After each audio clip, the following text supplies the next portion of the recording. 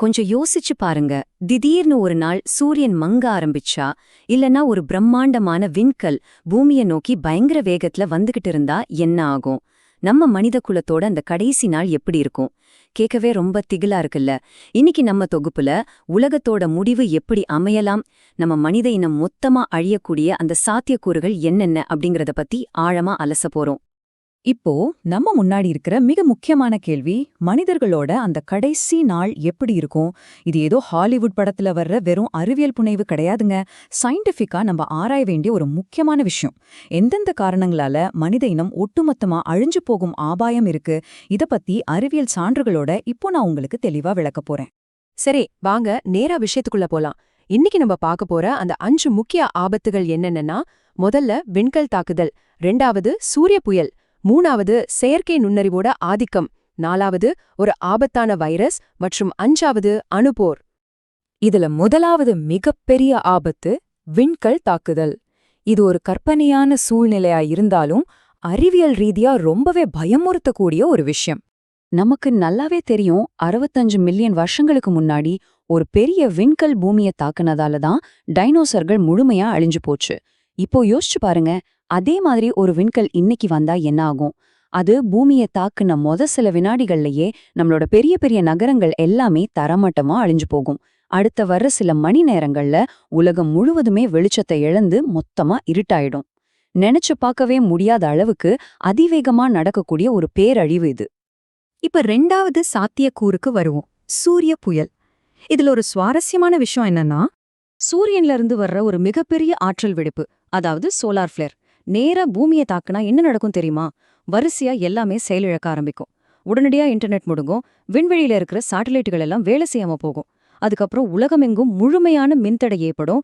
நம்ம இவ்ளோ நாளா பழகி போன எல்லா தொழில்நுட்ப வசதிகளும் நம்மள விட்டு பறிக்கப்பட்டு ஒரே நாள்ல உலகம் முழுக்க காரிருள் சூழ்ந்துரும்.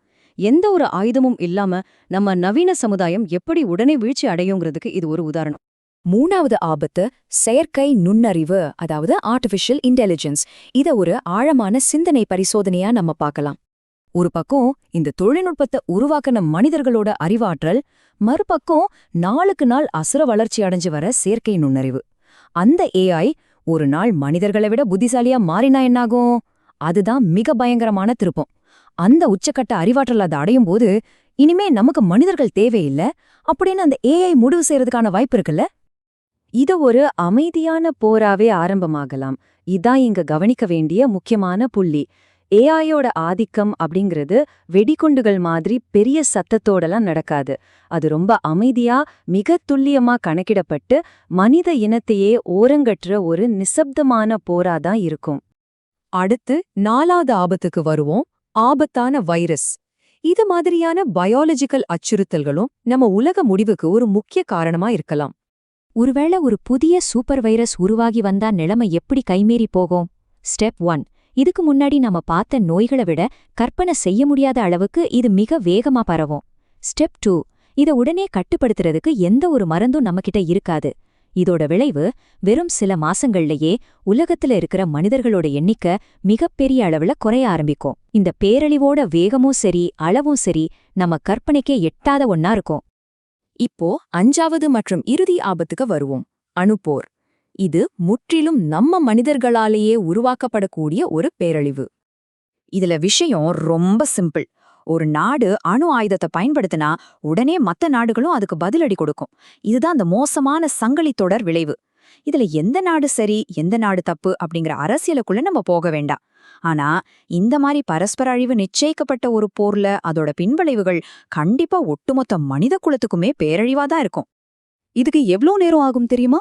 வெறும் சில மணி நேரங்கள் தான். ஆமாங்க, சில மணி நேரங்கள்லயே உலகம் முழுவதுமா அழிவை சந்திக்கும். ஒருவேளை யாராவது தப்பி பிழைச்சாலும் அதிலிருந்து வெளியாகிற அந்த கடுமையான கதிர்வீச்சு காரணமா பூமியில தொடர்ந்து உயிர் வாழ்றது அப்படிங்கிறது நினைச்சு பார்க்க முடியாத அளவுக்கு கடினமான ஒரு விஷயமா மாறிடும்.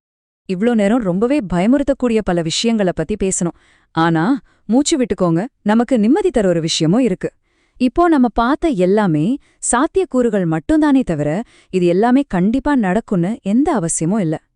நம்ம மனித குலத்தோட அறிவியல் வளர்ச்சி மூலமா இந்த ஆபத்துகளை தவிர்க்கவும், நம்ம எதிர்காலத்தை பாதுகாக்கவும் நாம தொடர்ந்து தீவிரமா முயற்சி பண்ணிக்கிட்டு தான் இருக்கோம். உண்மைய சொல்லப்போனா நம்ம அறிவியல் தான் நம்மளோட மிகப்பெரிய கவசமே. இறுதியா, அறிவியல் நம்மள பாதுகாத்தாலும் ஒரு பெரிய கேள்வி நம்ம முன்னாடி அப்படியே தான் நிக்குது. மனித இனம் இந்த பூமியில இன்னும் எவ்ளோ காலத்துக்கு நிலைச்சிருக்கும்?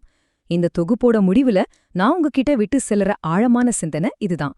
இயற்கை, தொழில்நுட்பம் இல்ல நாமே நமக்கு எதிரியா மாறினாலும் சரி, நம்மளோட எதிர்காலம் எப்படி இருக்கும்? இத பத்தி நீங்க என்ன நினைக்கிறீங்க? கொஞ்சம் சிந்திச்சு பாருங்க. மீண்டும் இதே மாதிரி இன்னொரு சுவாரஸ்யமான அலசல்ல உங்களை சந்திக்கிறேன்.